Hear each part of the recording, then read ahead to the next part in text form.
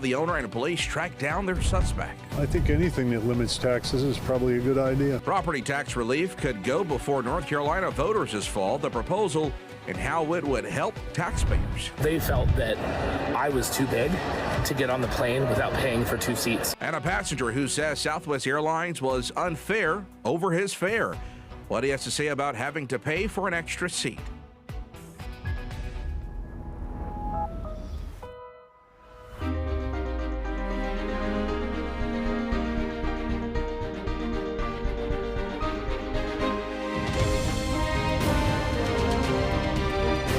Queen City News starts now. Deputies say this is the 67-year-old Caldwell County woman arrested for scratching up someone's parked Tesla Cybertruck, and it was the vehicle itself that recorded the incident. Thanks for joining us here at 10. I'm Matt Stellan for Brian Blakely. It only took a few days and hundreds of social media shares for that suspect to be found. The owner of the Cybertruck showed Queen City News reporter Shakira Speaks that video and the damage now left to his truck. Jason Hooper likes to keep his Cybertruck clean, but it was one day after cycling in the mountains, he came back and noticed a really long scratch along the side of his Cybertruck, and he says thankfully it was all caught on camera. It was so surreal. You're like, is this really happening? Jason Hooper says he caught this woman, identified as 67-year-old Karen Lewis, vandalizing his Tesla vehicle. He says it happened over the weekend after biking with a friend in the mountains. We get back to the park, and I'm getting in my truck, and I noticed something under the driver's side front tire. I'm like, what in the world is that? And it's a board with nails sticking out at it. I'm like, this is crazy. Someone's obviously put this here for me to back over and get a flat tire. Hooper says under his front right tire, he found a folded up sign like the one Lewis appears to be holding in this image. And that's when he checked the Cybertruck's recording system. All of a sudden you see her coming along the side of the truck with the board with the nails. I'm like, this is just absolutely insane. Deputies say Lewis used the board to make these scratches. You can actually see, because some of the coating got taken off, and there's actually starting to rust a little bit in places. Hooper put videos and photos on the Facebook. In just 2 days, his post got hundreds of shares, leading to Lewis's arrest. You do crazy stuff like that, there has to be repercussions for your actions. And Lewis is charged with injury to personal property. She's out on a $1,000 unsecured bond. Hooper says repairs will likely top $1,000. As for the suspect's intentions, he has no clue. As viral as this has gone, if anybody out there is having some inclination that they want to do something stupid like this, they'll think twice about it before they do it again, Reporting in Hickory, Shakira Speaks, Queen City News. Well, new at 10 tonight, police in Monroe say they arrested 2 men suspected of plotting to smuggle drugs into a correctional facility using a drone. It happened yesterday when an officer stopped a car displaying a fake license plate.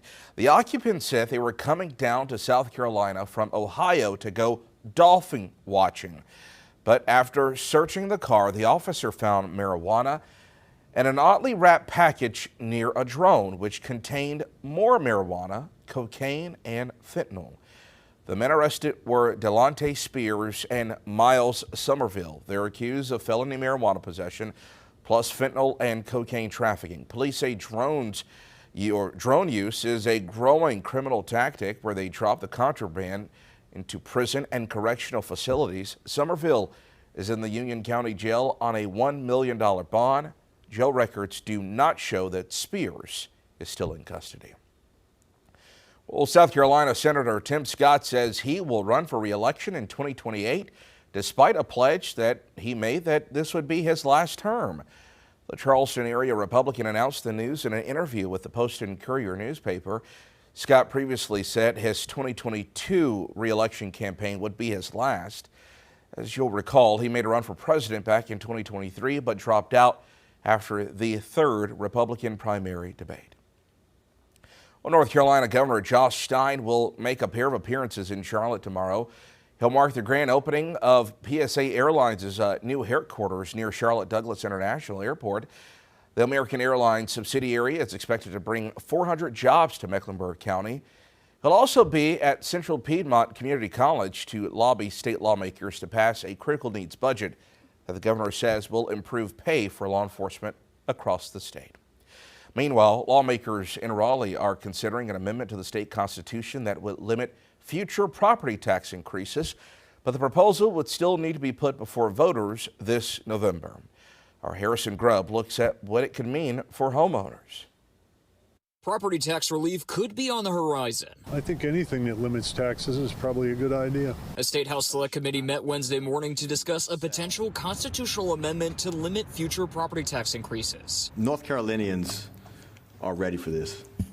As a matter of fact, they're begging for it. The proposed amendment as written would give North Carolinians a chance to vote on whether the General Assembly should be required to set new limits. If you don't put a limit on the legislatures, they're just going to spend money and spend money and spend money. Local realtor Gretchen Coley is skeptical. Property taxes are really used in North Carolina to help local municipalities and local governments be able to fund their public service things. Current state law caps property tax rates at $1.50 per $100 of value. Here in Wake County, Zebulon homeowners pay the highest property taxes at around $1.09 per $100. Our tax rate in Wake County is so low. As a whole, North Carolina is on the lower end of property tax rates nationwide, 35th according to Wallet Hub. People who are moving here from other major metropolitan markets think our property taxes are really low. Property tax rates in Wake County are down around 14 cents compared to 2023. But homeowners have still seen higher bills because of increased property values, including a large jump for many after revaluation in 2024. I think a lot of this has happened because between 2020 and 2024, we had that 51%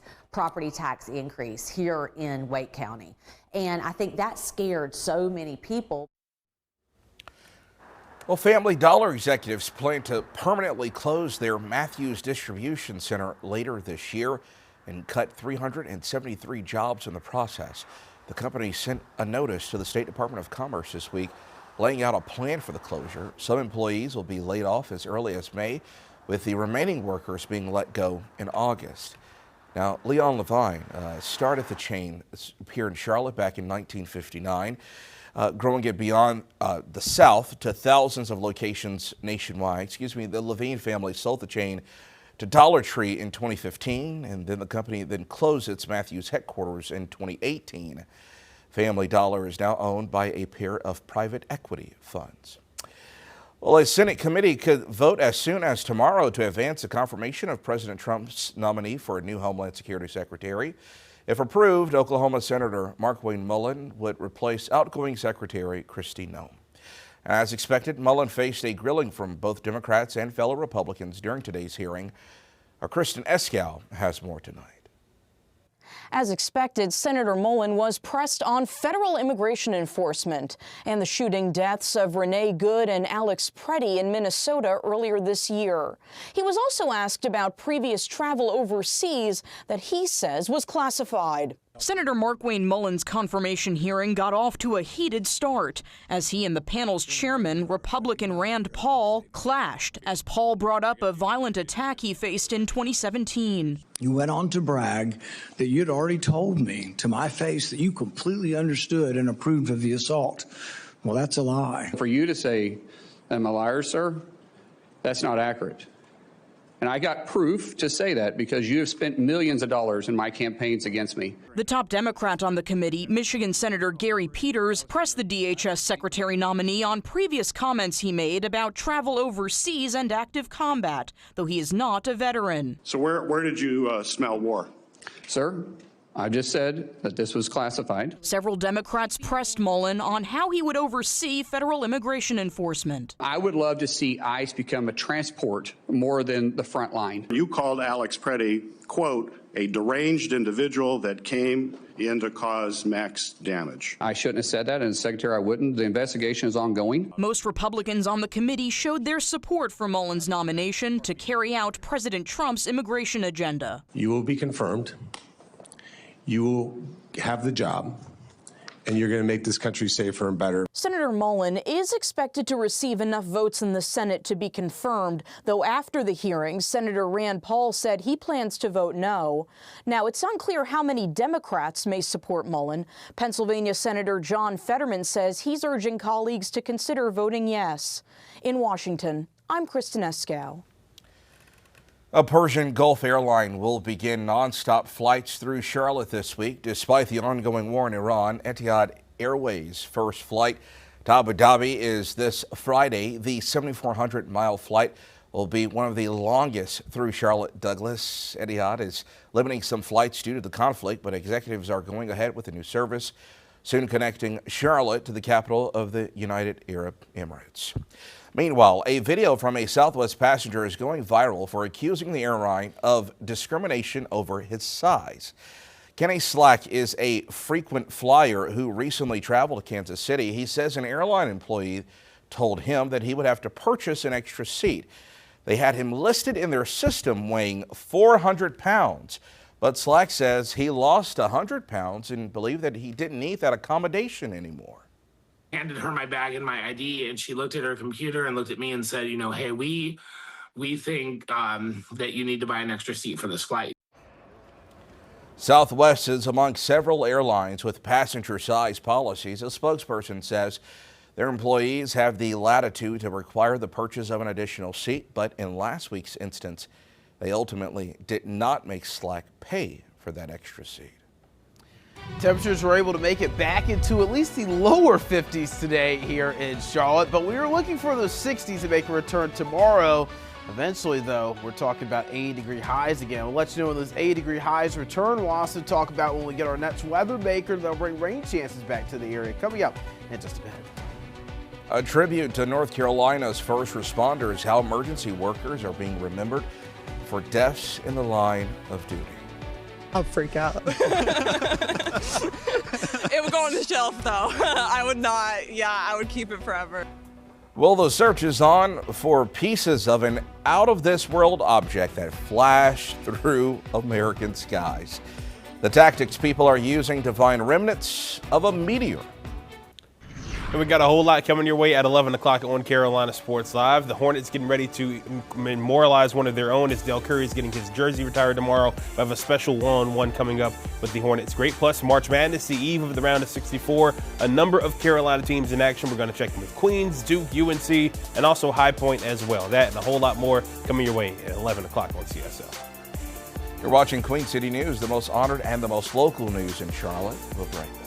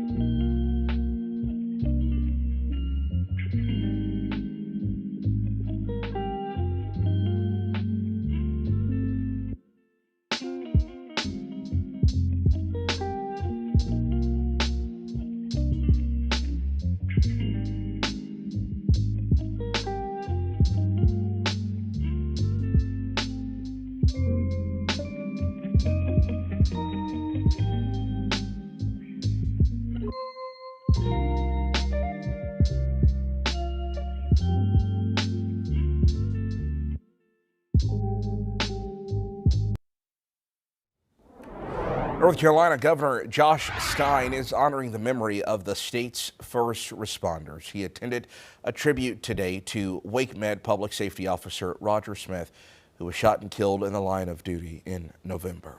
Smith's older brother says Roger was living his passion by being an officer and died doing what he loved most. The 200 Club of Wake County honored Officer Smith, as well as 17 other North Carolina first responders who lost their lives in the past 25 years. He served as a police officer. That was his calling for over 35 years. He and I served together in the fire service. He has 2 beautiful daughters, and they miss him dearly. Has a granddaughter who misses him dearly. The Wake County group provides thousands of dollars in support and scholarship money to the families of fallen first responders. Well, the number 30 jersey of a Hornets legend will be immortalized in the Spectrum Center rafters tomorrow night. As you know, the team will retire Del Curry's jersey before tomorrow's game against the Orlando Magic. Curry spent 10 seasons with the Hornets from 1989 to 1998, earning more than 12,000 career points. Nowadays, Curry spends most of his time as a TV analyst for the team. Well, there is a gap in the technology that meteorologists use to track severe storms in the Charlotte area. The closest radar used by the National Weather Service is in the Greenville-Spartanburg area, which of course is at least an hour and a half southwest of us. Now, just days after a tornado touched down in our region, lawmakers insist that they're making progress on eventually closing that gap. Chief Political Correspondent Andy Weber explains. For some time, local lawmakers have said the Queen City needed to fill a gap in weather radar. We're one of those interesting situations where the main office is, roughly about an hour and a half, 2-hour drive off to our south and west. So we don't have that Doppler radar that's very close to us. The Earth's curvature and the angle at which radar detects weather patterns limits how far a single radar station can reach. With the closest in Greenville-Spartanburg, it leaves a gap. So that's an area where it's about a 75-mile area where there's no radar coverage. While radar that tracks weather in and around Charlotte Douglas was used to track severe weather we saw on Monday, it doesn't have the strength to truly close the gap. You can only go about 60 or so miles away before it basically becomes useless because it's designed just for the airport. It's not designed to be a whole coverage area. Congressman Tim Moore is the latest to take up the effort to fill that gap, this time through funding newer, improved technology that can see and detect more effectively. Moore says the money for it is tied to a biannual funding package, a package the congressman says is in negotiations with the Senate. And then with the shutdowns that we've had, it's just thrown things behind. But, it's bipartisan. I don't know anybody who's against it, so it'll happen. Moore expects everything to be finalized sometime this summer. Andy Weber, Queen City News. Well, you're looking live at downtown Gastonia on another cold night. The lows tonight could dip into the 30s. Sheesh. Pinpoint meteorologist Brandon Lawson is here, though, and Brandon will get some relief that comes in the form of a much-needed warm-up as we head into the weekend, right? Yeah, that's exactly right. Getting a nice warm-up as we head towards the weekend. Temperatures likely back in the 60s tomorrow, Matt, so a little bit more seasonable for this time of year.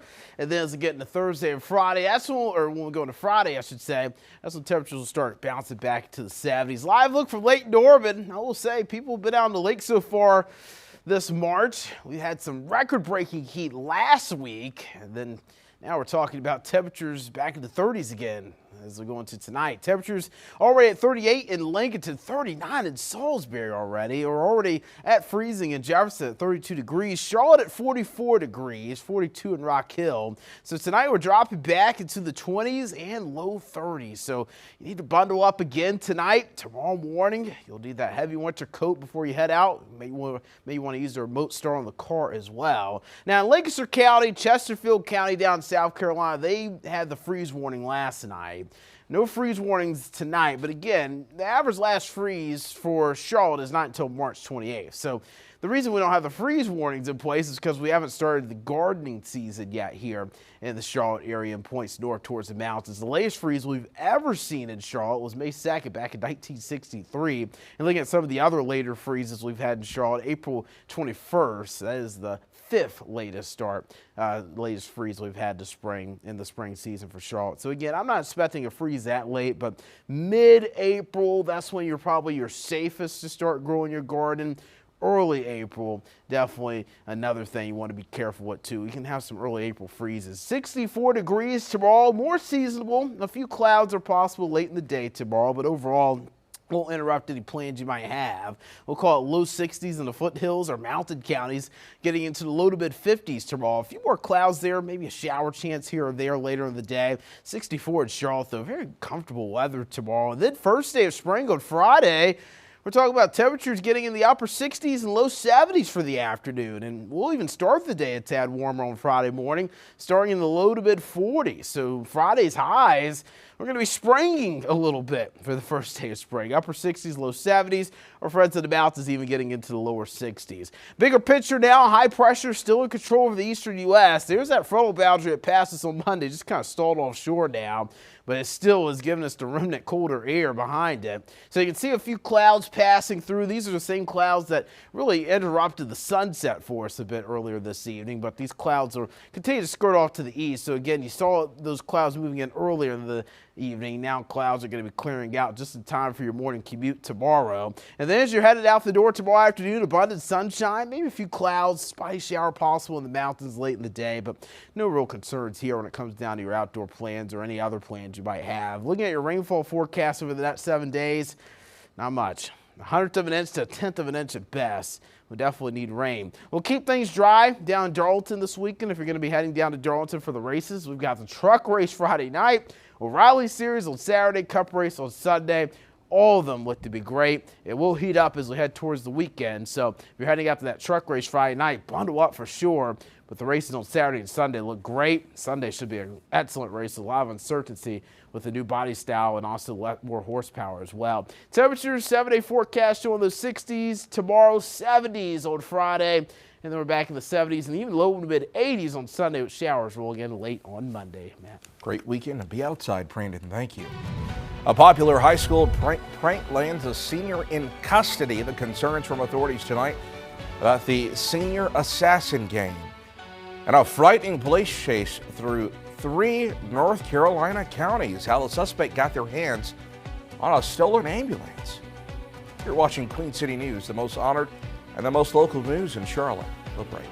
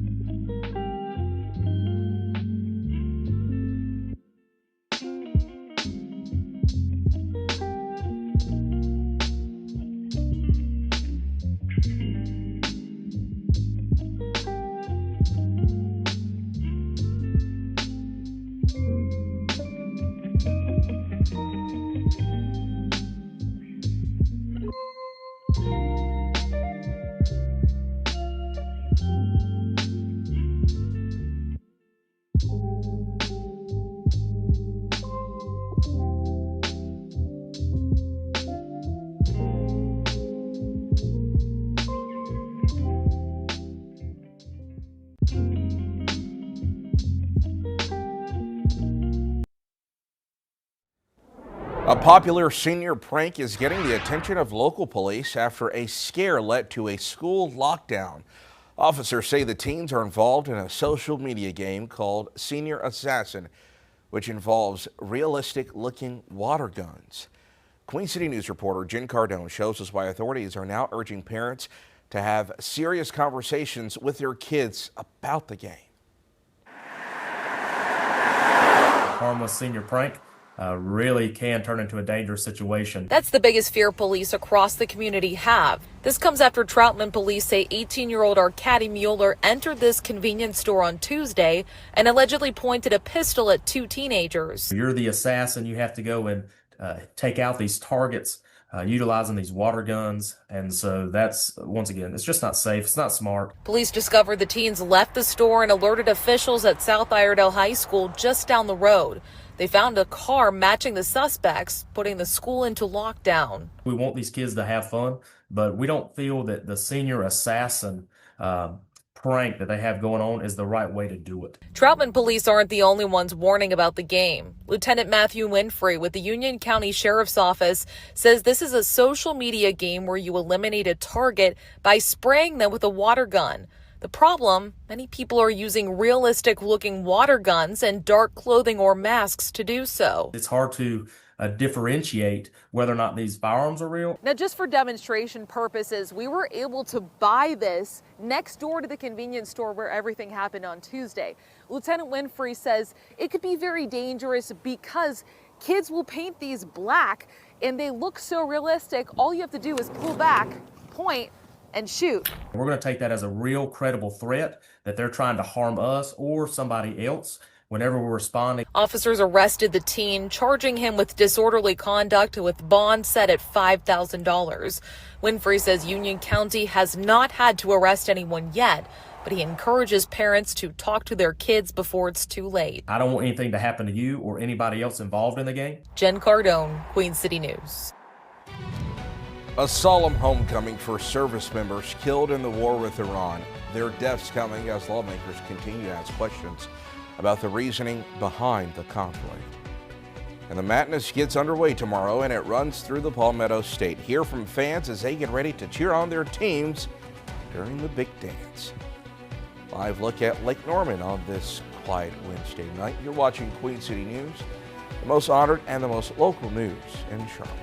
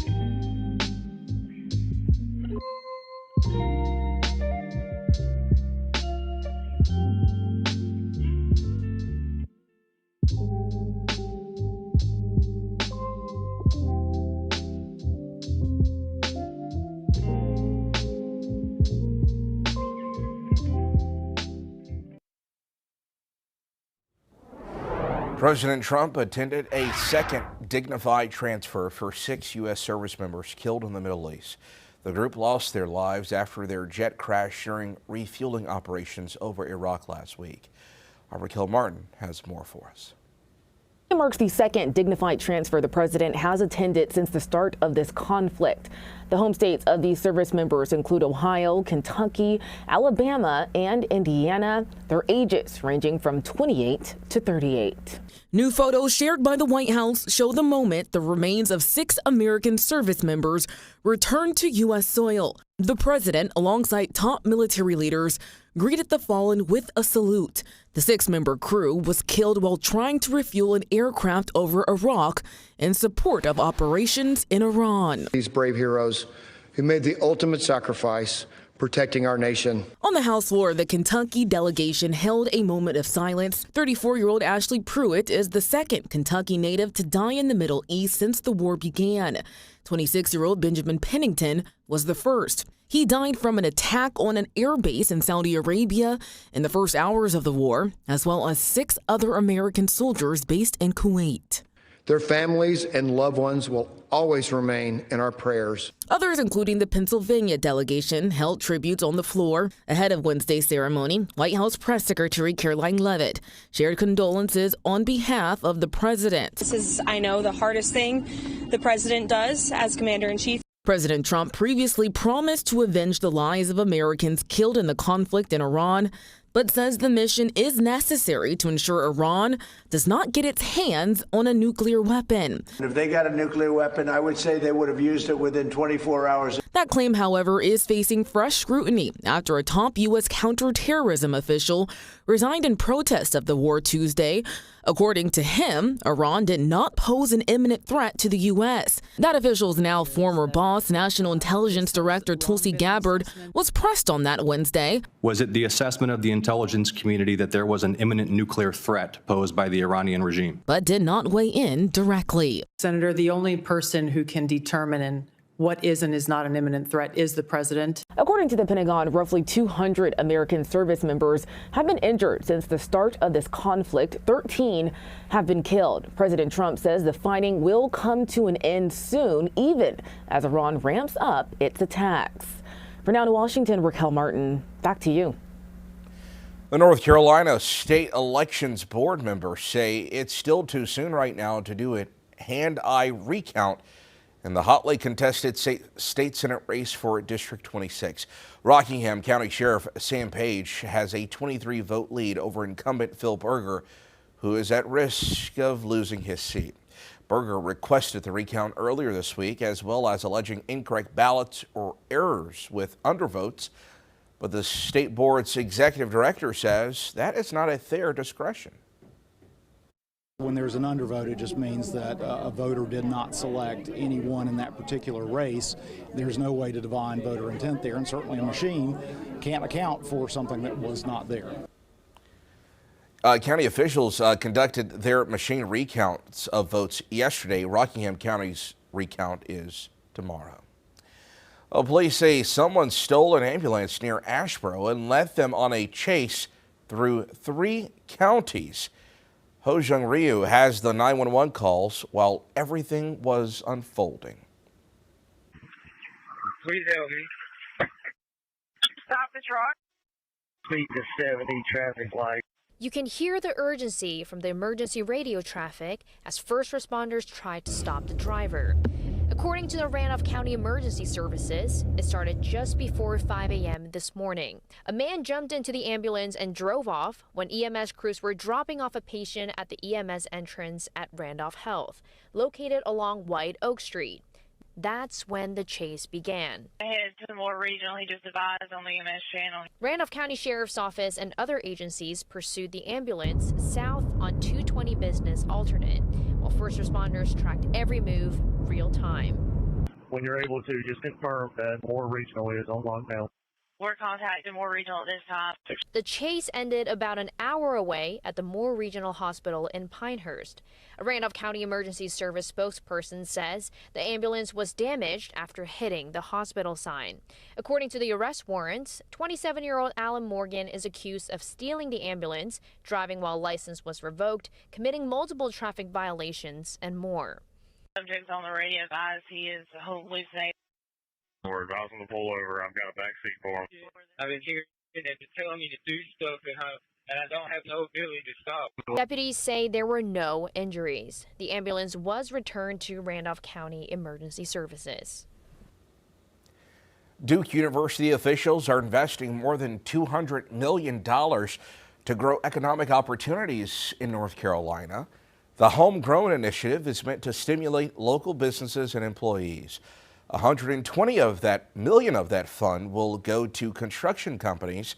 Those behind the plan say 80% of entry-level jobs will go directly to local workers.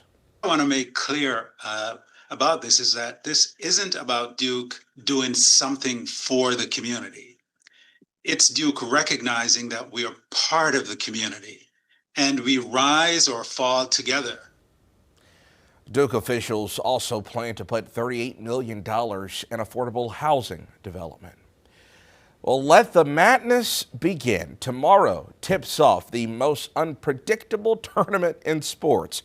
Some of the action rolls right through Greenville, South Carolina. The Palmetto State does have two teams in the men's tournament with Clemson and Furman, but fans from all over are flocking to the city to cheer on their squads. Our Taylor Farmer caught up with some of those fans for us. March is upon us and the madness is about to begin. Wednesday, teams took the floor for practice, and fans came out to watch. We were out here to come watch them practice and get a little environment, see the teams up close. Who are you cheering on that's in this regional? Siena, because they're from upstate New York, where we're from, and I know they're not going to do too well against Duke. The most popular team amongst fans is the Duke Blue Devils. Come and watch Duke play. Is that your favorite team? Yes, been Duke fans for a long time growing up watching Duke play. Who's your favorite team? Duke. And players like National Player of the Year candidate Cameron Boozer is inspiring the next generation. Just dominant player and explosive. I like his play style. I love Cameron Boozer, you know. So he plays basically my position and he's like me, so I just love him a lot. Oh, cool. Do you try to model your game after him? Mm-hmm. Some fans traveled from as far away as California for the action, hoping to see some edge-of-your-seat basketball. We're here for good games. Yes. We want to be close and every game won on the last shot. A lot of fans telling us they live here in the upstate, but are thrilled to see their team in this regional. This is maybe once every 20 years you get your team, Ohio, to come down to South Carolina.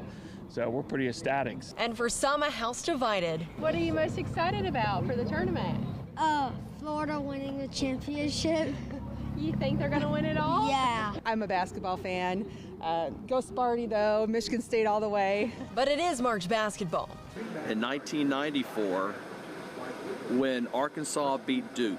That might mean upsets, but it also guarantees fun. It's March Madness. It can't get any better than this. North Carolina squads will also play during March Madness, of course. 4 teams are representing the state. Tomorrow, 12-seed High Point goes head-to-head with 5-seed Wisconsin.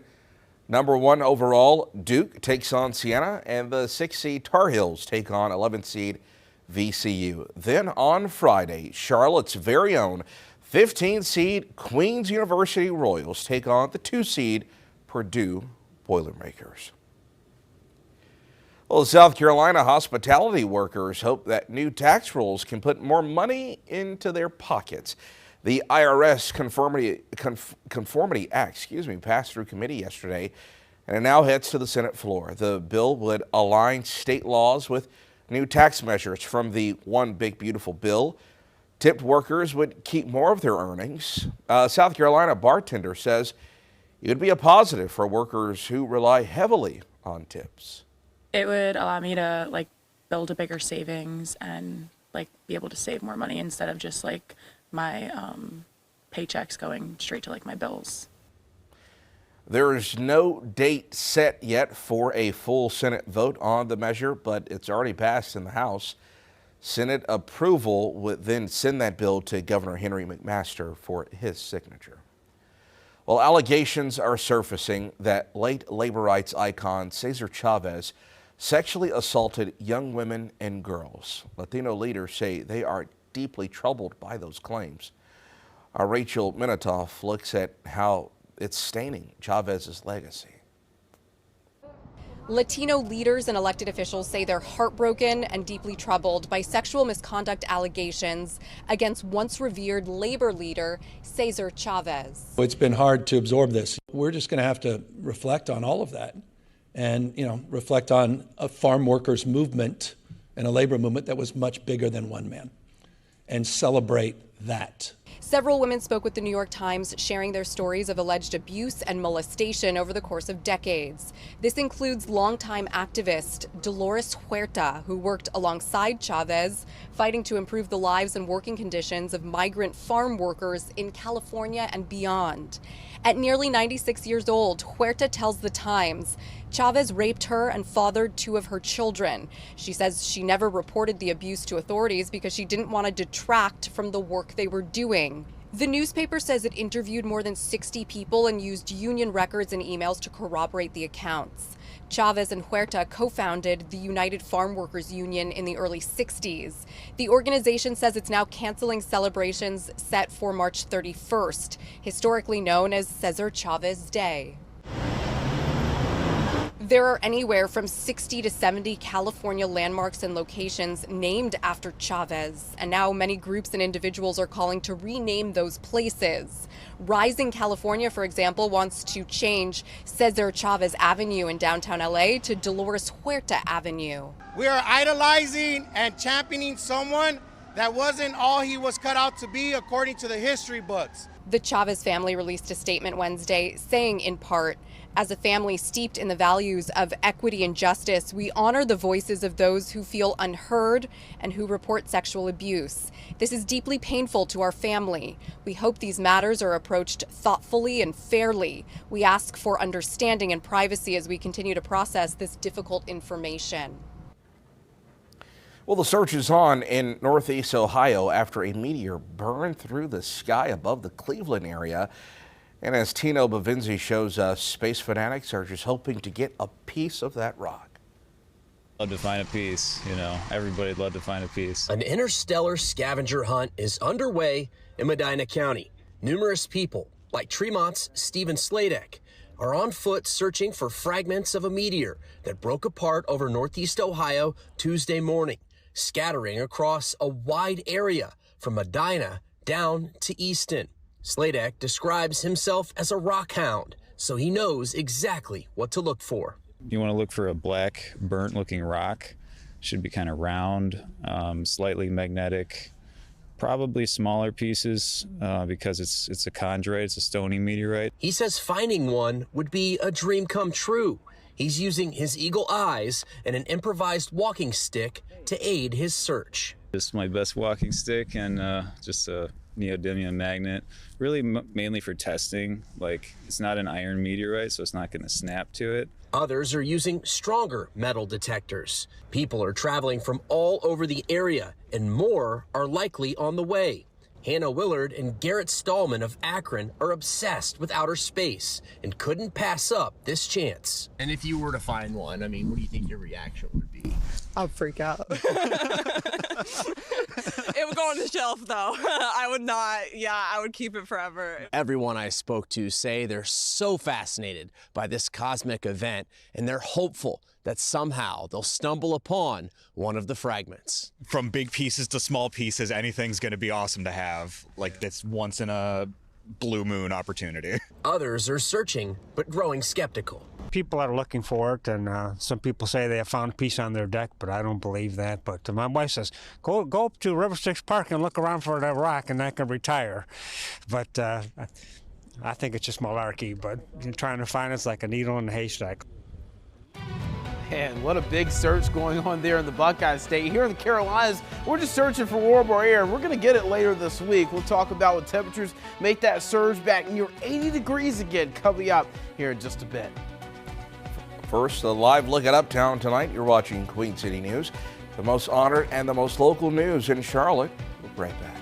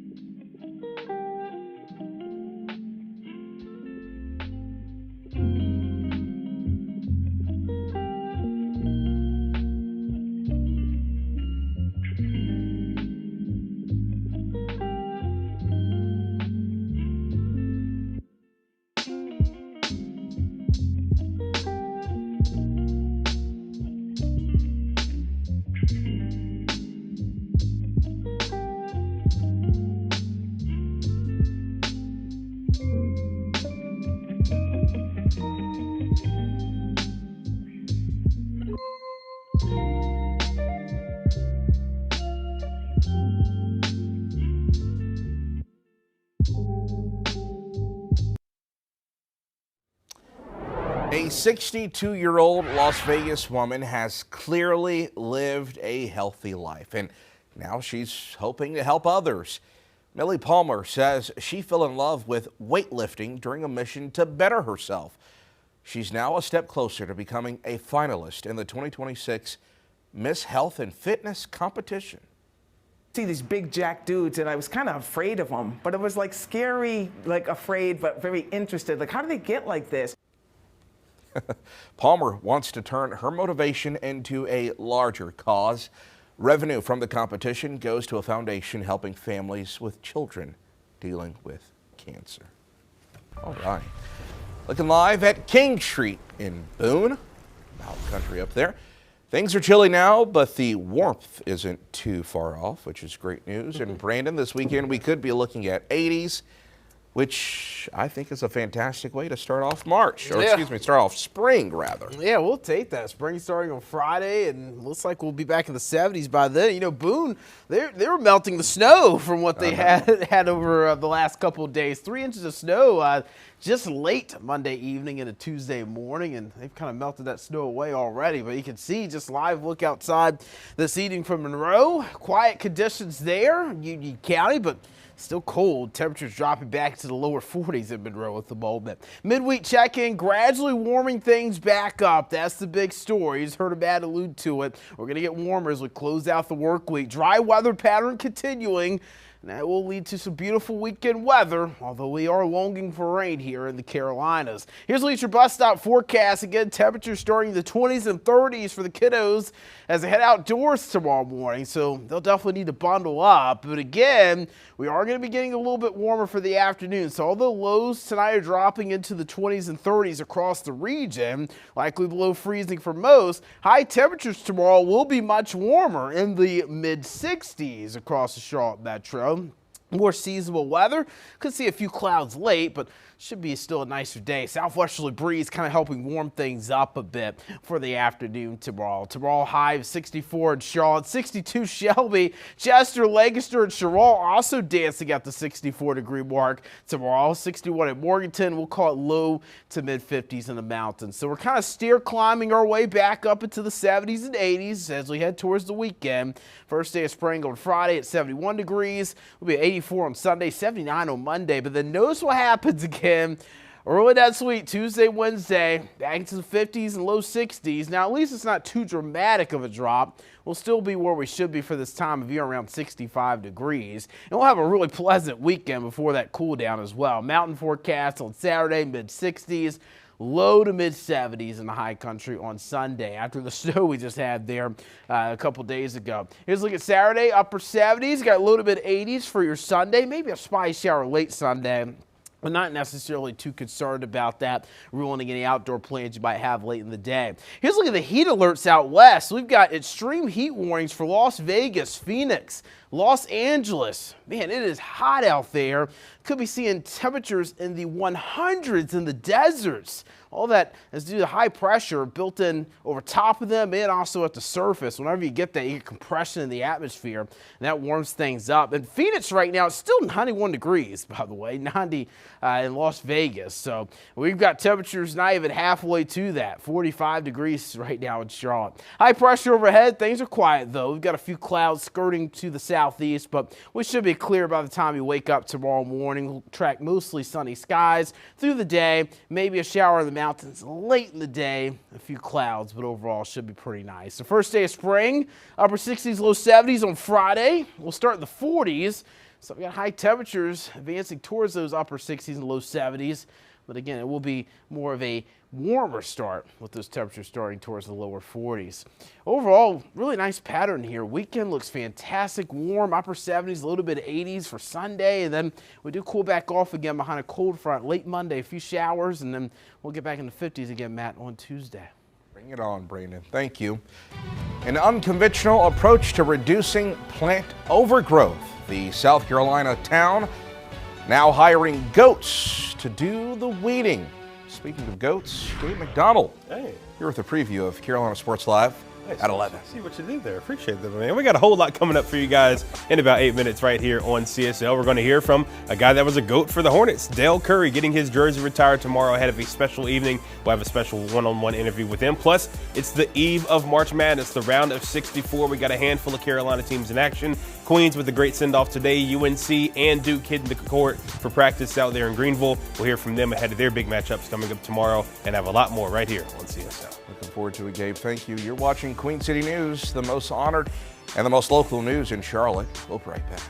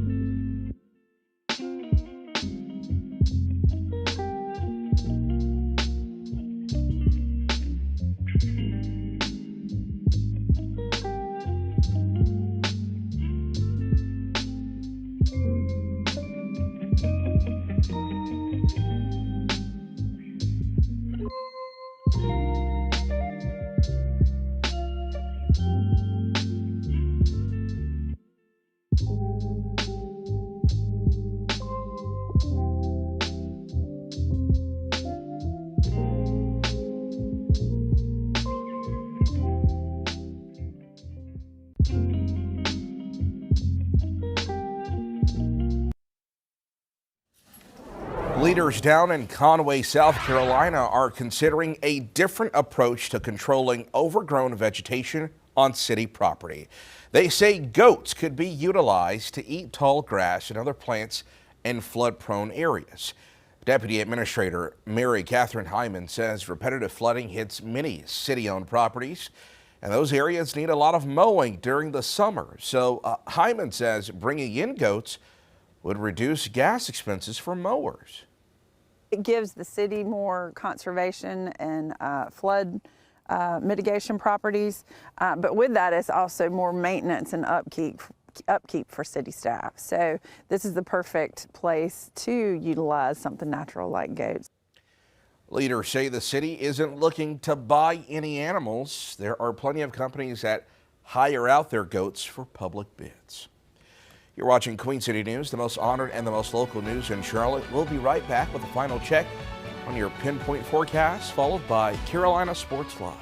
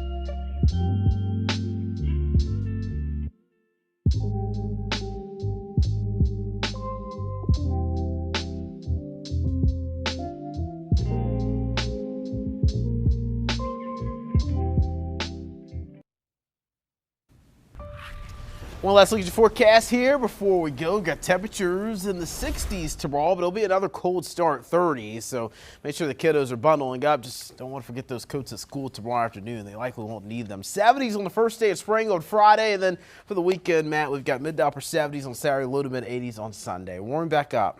If you need to get something done Saturday, perfect date to do it. Oh yeah, absolutely. CSL is next.